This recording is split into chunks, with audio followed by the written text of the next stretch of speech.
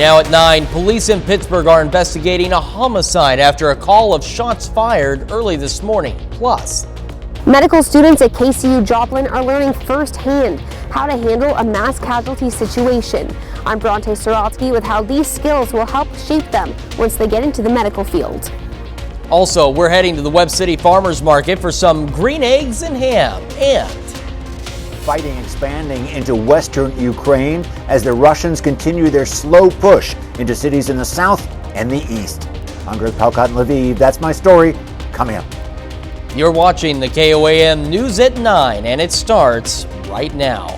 And thank you for joining us tonight. I'm Chris Warner. We begin with developing news tonight out of Pittsburgh as police investigate a homicide. Officials with the Pittsburgh Police Department say they received a call regarding a shooting at 111 West Park Street. When officers arrived, they found 64-year-old Harold Sheets of Pittsburgh with a gunshot wound. He was pronounced dead on the scene. Officers questioned 61-year-old Verla Gilliand of Pittsburgh and then placed her under arrest awaiting charges of second-degree murder. Police say they believe the incident came from an argument between the two. Gilliand is being held on $150,000 bond. A Southwest Missouri firefighter is killed in the line of duty. Just before 9 last night, 36-year-old Dustin Brandhorst was driving a fire truck to the scene of a structure fire in Greene County. The truck traveled off the right side of the roadway and overturned, killing Brandhorst. Brandhorst was a member of the Ebenezer Fire Protection District. When disaster strikes, first responders answer the call, and medical students at KCU's Joplin campus got firsthand experience today of what that could look like. KOAM's Bronte Sorotsky tells us how mass casualty simulation taught students about stressful situations they could face in the medical field. We live in a world where mass casualties can happen at any instance, whether it's a mass shooting, a car wreck, or even a pandemic. While KCU medical students are learning firsthand how to handle these situations.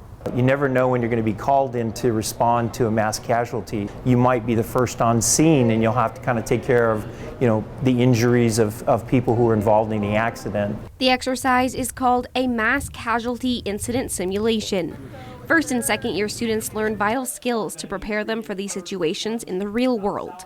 This is just a great early example of what we might be doing in the future. Emma Bowman is a second year student at KCU and wants to go into emergency medicine, specifically the Air Force. So she took part in Saturday's scenario. Group of about 24 college age kids, and they're going to be backpacking in Northern California. There's been a bunch of rainstorms and unfortunately that caused a mudslide and right through their campsite. Oh my God, where are my friends? This exercise gives students a wide variety of scenarios they may encounter in the real world. Well, as you can imagine, with a massive landslide, you're going to have multiple abrasions, lacerations, broken bones. Sometimes, we'll have regular things that take place, heart attacks, diabetic emergencies, some of the common things, asthma attack. The medical students started off in the woods. There, the first years acted as the disaster victims, while second years played the role of EMTs and physicians, determining who needed the most urgent care, who was well enough to assist, and who couldn't be saved. It's something that medical professionals continue to face. That's a difficult thing for any healthcare provider to deal with because, the way we're wired is we take care of everybody. Probably the most traumatic thing for healthcare providers in COVID is just not being able to give the care they're used to giving to everyone. Next, students transported victims to their medical triage area, where they learned how to take care of victims in high-stress situations. We're hoping that this kind of gives the students an opportunity to put themselves in a position that is very low risk and then kind of understand what is needed in such high stress situations. At the end of the simulation, students learn what they did well and what they could improve on, so they can be prepared to help patients in the real world. In Joplin, Bronte Sorotsky, KOAM News. This was the first time the university hosted a simulation like this for students, and they say they hope it can be an annual event. And it was a great day to be outdoors for something like that. Warm and sunny. Nick Haley joining us. Yeah, we just had to get past a cold start this morning, Chris. In fact, let me just go ahead and pop up the numbers from the almanac for you. Downright cold at 33, just about near freezing this morning, but a good rebound because of mostly sunny skies all day long, a light breeze, and dry air. That meant dry air always warms up fast once you get past sunrise, and we're set to cool down again during the overnight as long as we continue with mostly clear skies on top of the region. We'll keep warmer actually for tomorrow because of high pressure over eastern Texas. The next big player in our weather setup, though, is that cold front out to the west, but it's got a little time left to sit and stew out to the west before it heads our way. I'm thinking this time around, though, we'll drop back into the lower 40s during the overnight. Most of us will start around 42. I think we're pretty good for much of the day. Mostly sunny, maybe a few random periods of partly sunny skies at times, Chris, but we'll push highs into the mid-70s before our next storm system heads our way. We'll break that down here in a bit. All right, Nick, thank you. Webb City brought a little extra green to their farmers market today. In honor of St. Patrick's Day and Dr. Seuss's birthday, the farmers market had green treats, crafts, and games, along with live music and the street cart, which was chugging around the park. They also had a benefit breakfast of green ham, egg, and cheese biscuits to raise money for a World Central Kitchen, a nonprofit committed to serving hot food to people affected by global crises. For the month of March, we wanted to do something fun. Plus, it's Dr. Seuss's birthday month, so we thought green eggs and ham would be a really fun time. The Webb City Farmers Market is open every Tuesday and Saturday, rain or shine. The Empire Market hosted their third annual chili cook-off today. First, second, and third place prizes were given to the top tasting chilies. Shoppers could pay $5 to taste the chili and tip which one they liked the best. All the money will go towards helping out a local organization. All proceeds go to the Downtown Joplin Alliance, which is the organization that we're operated under, and we're raising money currently for our new commercial kitchen that we'll be starting construction on this spring. The Empire Market is open every Saturday from 10 to 2. More than 3 weeks into its invasion of Ukraine, Russia is showing no indications of backing off from its plans of a full military takeover of the country. Even though Ukrainian forces have so far held off the Russians from a large-scale occupation, Moscow has responded with an all-out assault on Ukrainian cities, killing hundreds of civilians in the process. Ukraine's president now appealing directly to the Kremlin to put an end to the bloodshed. Fox News correspondent Greg Palcott has the latest on the crisis in Ukraine. Smoke rising from the skyline in Lviv after a missile strike, a signal that fighting is expanding into western Ukraine. The city has become a hub for refugees and was previously distant from the worst of the war. Despite Moscow's invasion not going as quickly as it hoped, suffering extensive losses in troops and equipment, Russia still maintains the vast majority of its fighting force and is inching closer to taking control of cities like Mariupol, which has been nearly leveled by artillery and airstrikes. Local authorities appealing to Western leaders for more help in controlling the skies. The city is destroyed. It is wiped off the face of the earth. Please give Ukraine air defense. Depending on estimates, Russia has fired more than 1,000 missiles in Ukraine, not all of them hitting military targets. The UN has confirmed more than 800 civilians have been killed, but the real number could be significantly higher. Ukraine's president has accused Russian President Putin of deliberately creating a humanitarian catastrophe and says it's time for the Kremlin to give more serious consideration to peace talks. The time has come to restore territorial integrity and justice for Ukraine. Otherwise, Russia's costs will be so high that you will not be able to rise again for several generations. Ukrainian negotiators say they have reached an agreement with the Russians to open up 10 humanitarian corridors to help civilians escape. More than 3 million people have fled the fighting since the war began. In Lviv, Greg Palcott, Fox News.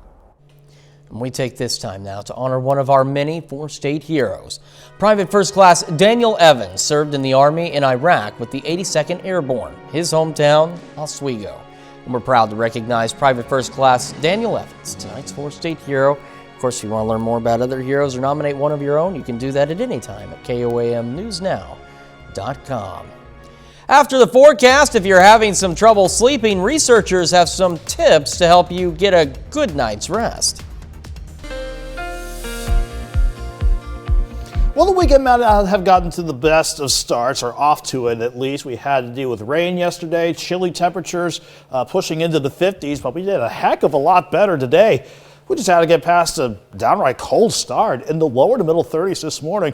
But look at how, again, the dry air mass, a light breeze, mostly sunny skies, that catapulted us into the mid to upper 60s, and I don't think we're done cranking up the thermostat just yet. We're mostly sunny for your Sunday to wrap up the weekend, and warm with, I'm thinking, mid 70s at the very least for afternoon highs tomorrow. Then we'll deal with the next system in Doug's pattern. We'll see the rain and thunderstorm chances picking up for Monday and Tuesday. Then some cooler temperatures to watch by as this system tries to stick around as we go into the middle of the week. In the short term, though, absolutely nothing to worry about. We're looking good. Just flat out good from 7th and range line. Clear skies up top, 56 degrees, a light east breeze at 7 miles per hour, and the humidity, not too terrible, sitting at 42%. We have everybody pretty much in the lower to middle 50s at the top of the 9 o'clock hour. And we're going to see the numbers not drop off too much tonight, only into the lower 40s because we still have the clear skies up top. And we're going to eventually get a light southerly breeze back in play. Even though the breeze stays light, again, it's going to help us out by turning not so cold as we go into tomorrow morning. Our last storm system that gave us the rain to start the weekend out as well to the east of us now. Some strong storms in the southeastern U.S. while we got rain and snow working across the Great Lakes and northern parts of New England. For us, though, we have high pressure in eastern Texas. That's keeping us quiet for tonight. It'll do the same for tomorrow. And the returning flow of the high is going to keep that south wind in place and actually kick it into gear as we go into tomorrow.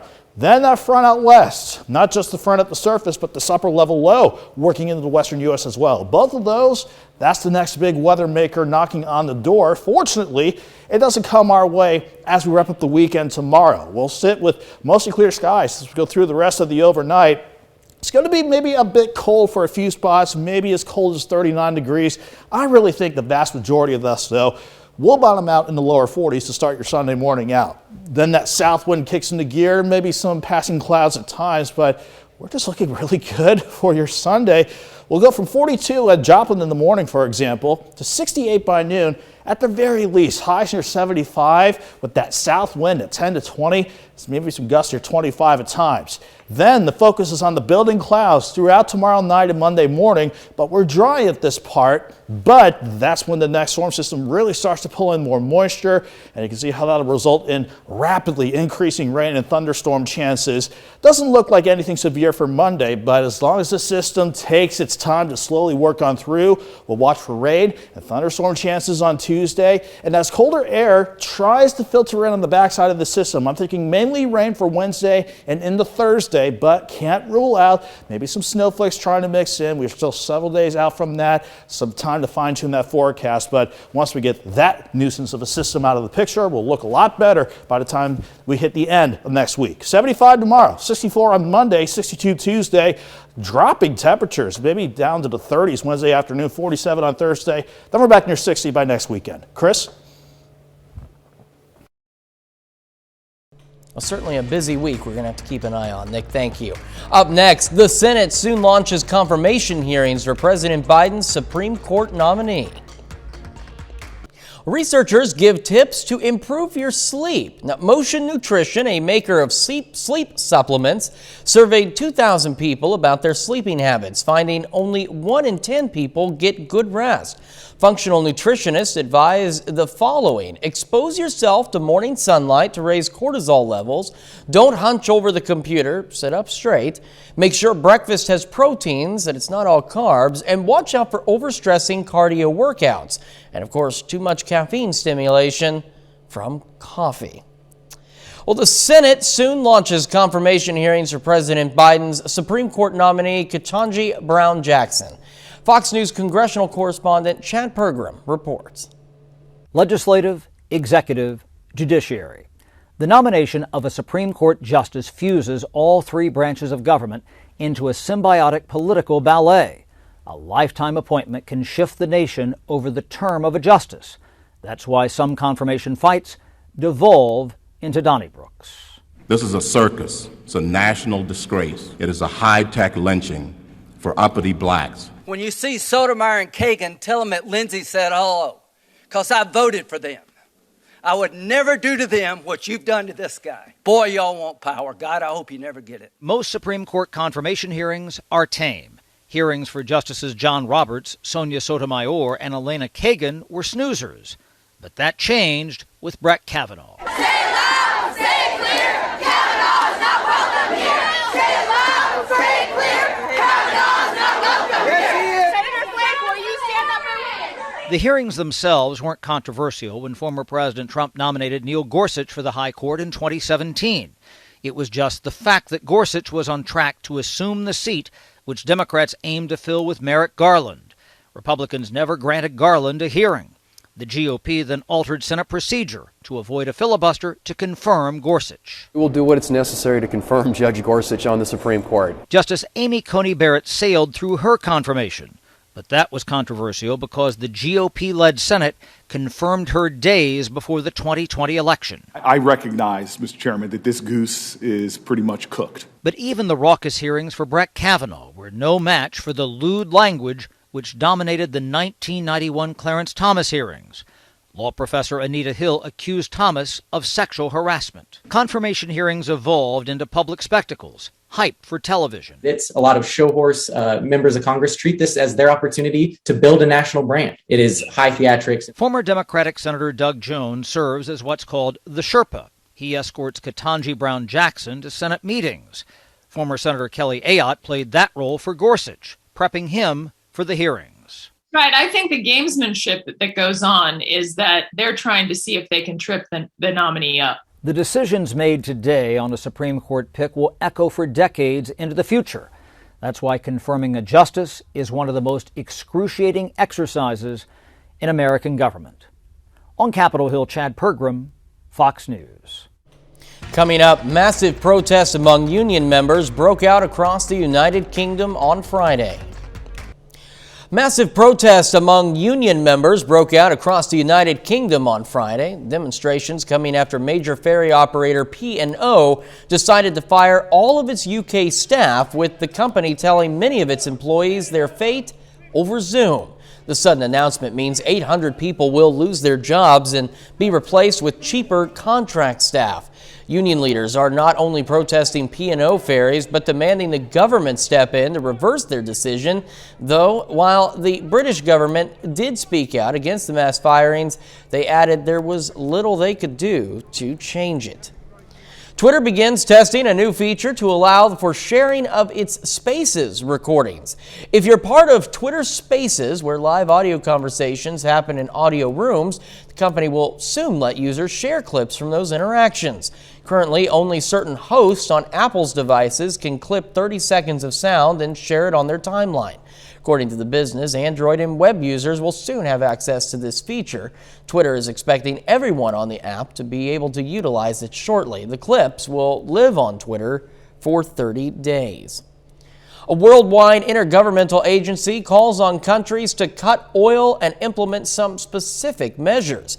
The International Energy Agency wants nations to utilize a 10-point plan to cut oil use, especially to reduce dependence on Russian oil.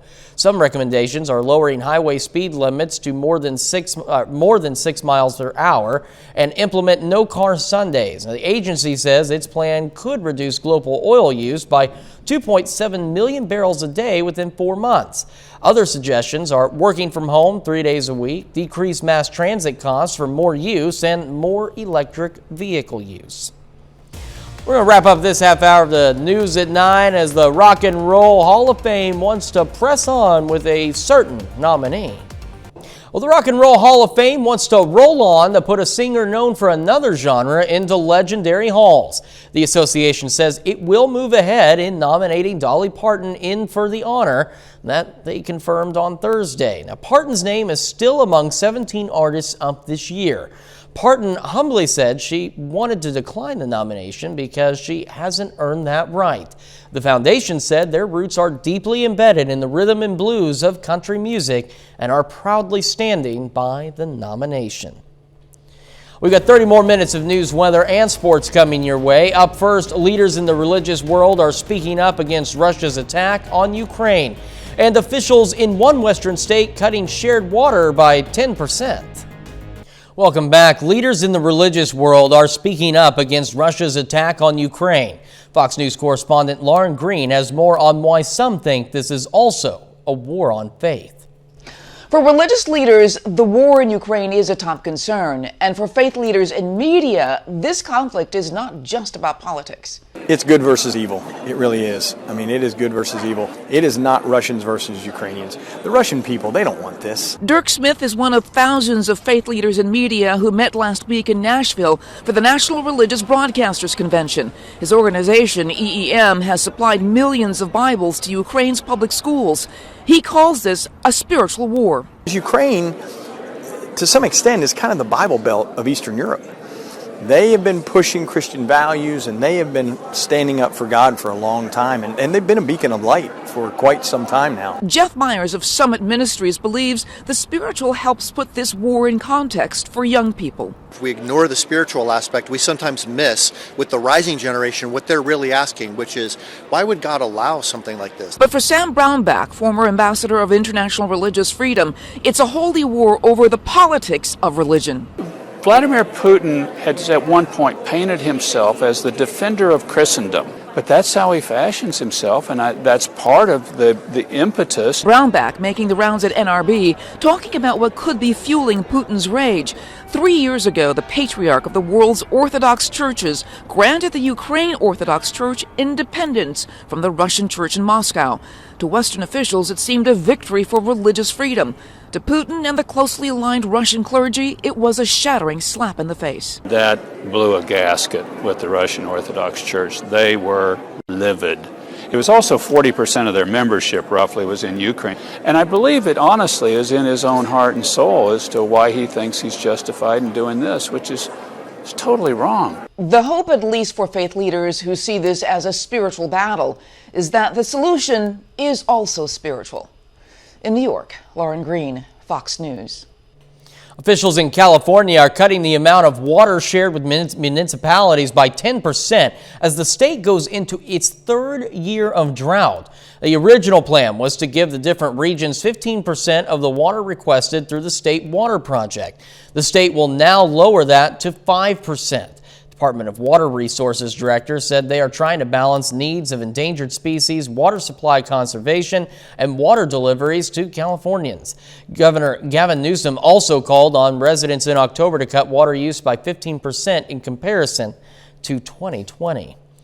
2 days after a massive fire destroyed a Walmart distribution center west of Indianapolis, questions remain as to the cause of the blaze, along with environmental concerns. The fire broke out in the lunch hour Wednesday, with all 1,000 employees able to get out safely.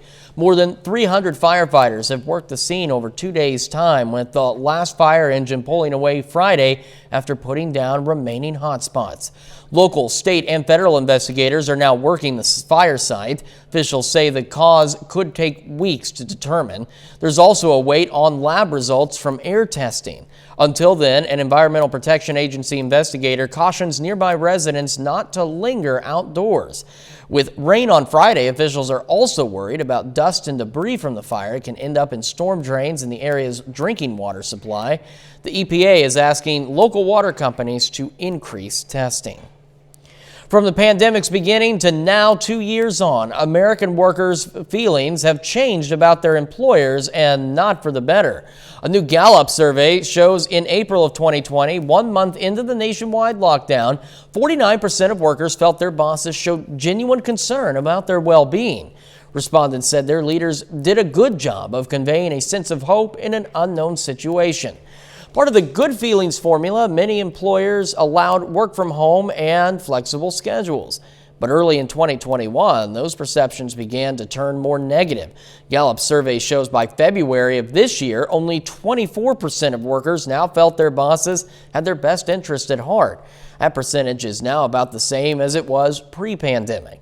The survey found a noticeable dip in good feelings among managers given extra stresses on those positions caused by the pandemic.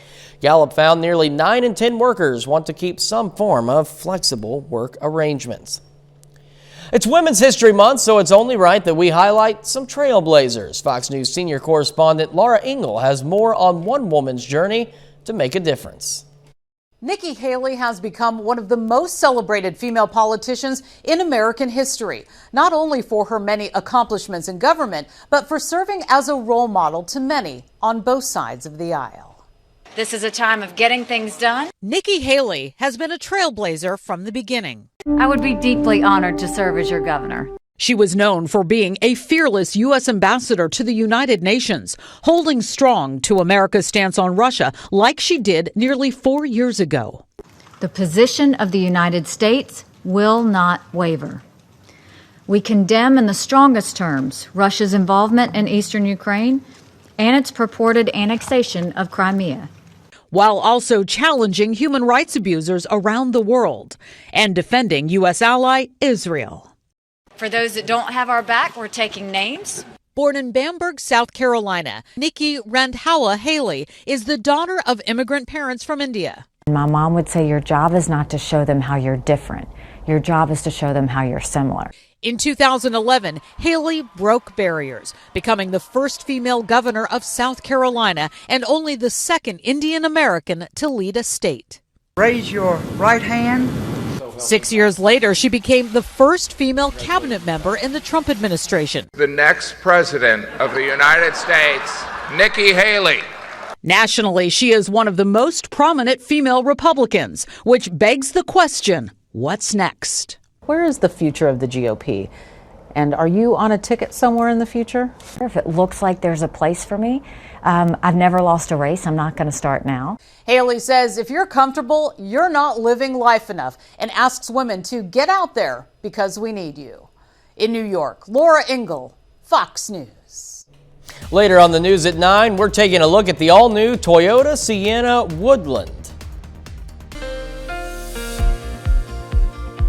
Well, the weekend might not have gotten to the best of starts, or off to it at least. We had to deal with rain yesterday, chilly temperatures pushing into the 50s, but we did a heck of a lot better today.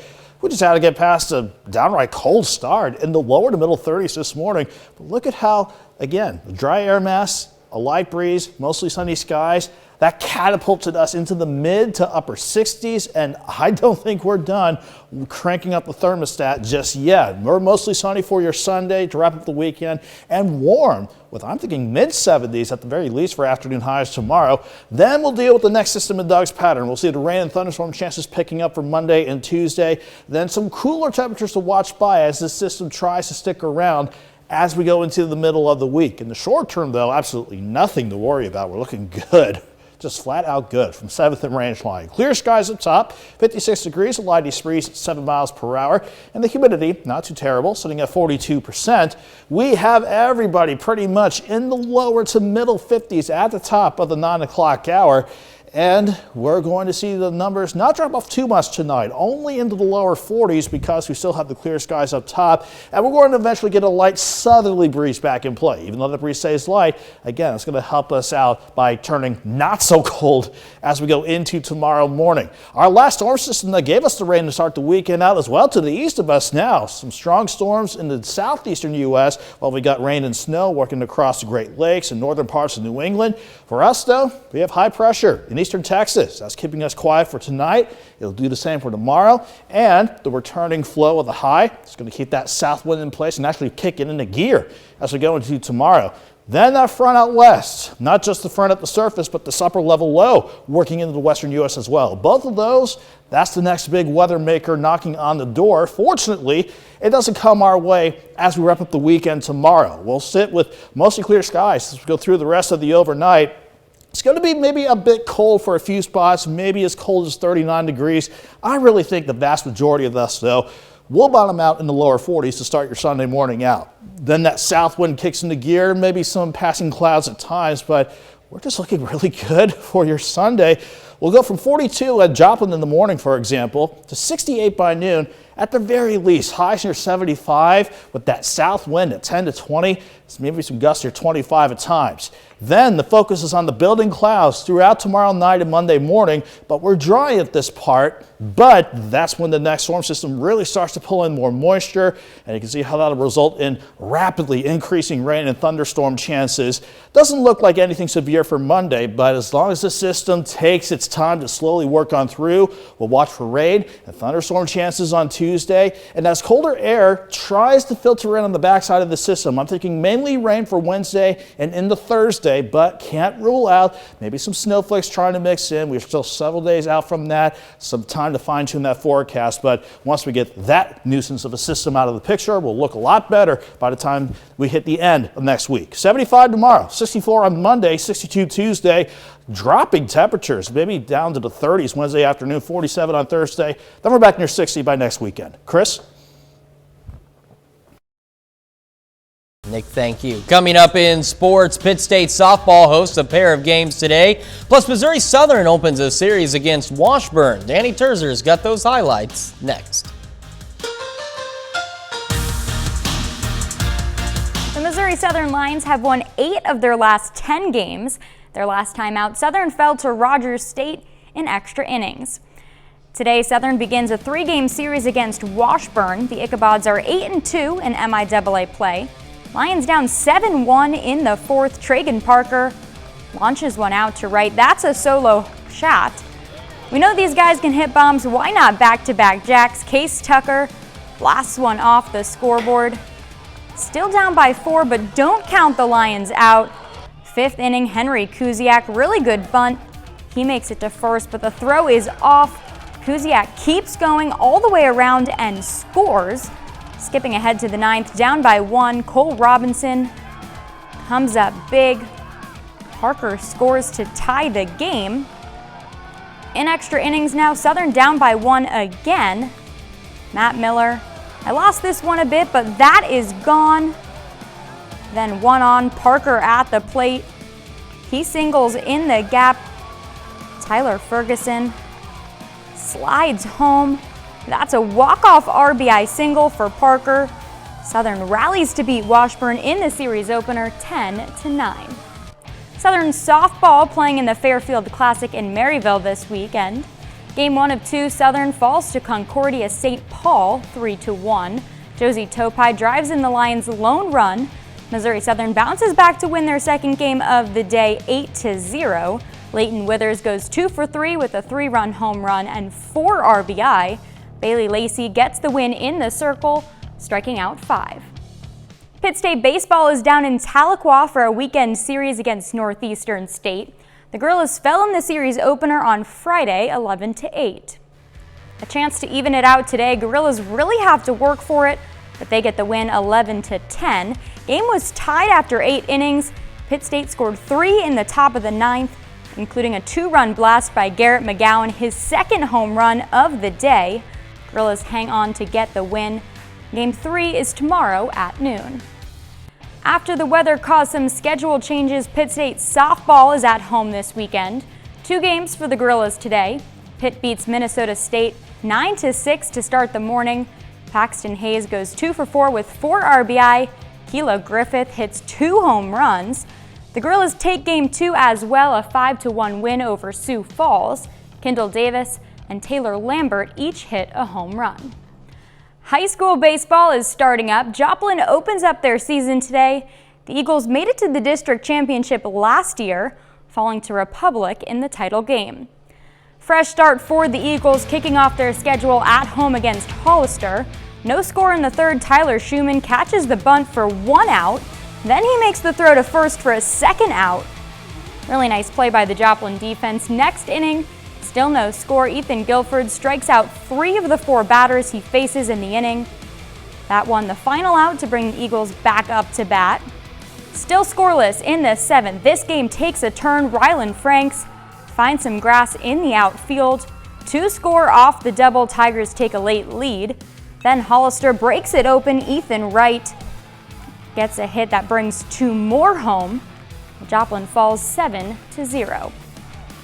Kansas meets Creighton in the second round of the NCAA tournament. This one a little nerve-wracking, but the Jayhawks are able to hold off the Blue Jays 79-72.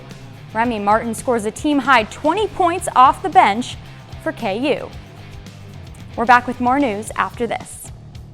A Toyota minivan gets an Outdoorsy makeover. Fox's Gary Gastelou takes the 2022 Toyota Sienna Woodland for a test drive. Have fun in the parking lot, soccer parents, because 2022 is the year of the adventure parent. This is the Toyota Sienna Woodland, which after all these years is the first off-road minivan. It comes standard with all-wheel drive, a tow hitch, roof rack, and a suspension system that gives it over ½ inch more ground clearance than a standard Sienna for a whopping total of 6.9 inches, which doesn't exactly make it a Toyota 4Runner, but compared to other minivans, it's basically a monster truck. And I said that with a straight face. The Sienna comes standard as a hybrid with an unusual 4-wheel drive system that combines a conventional 4-cylinder based front-wheel drive hybrid powertrain with a separate electric motor that just drives the rear wheels. And the only things that connect the two ends are wires. The words hybrid and minivan may not bring to mind a thrill machine, but this has 245 horsepower, so it's not pokey. It also gets 35 miles per gallon combined, and to put that in perspective, the best non-hybrid minivan gets 22 miles per gallon combined, while the Chrysler Pacifica plug-in hybrid only gets 30 after its short-range battery is depleted.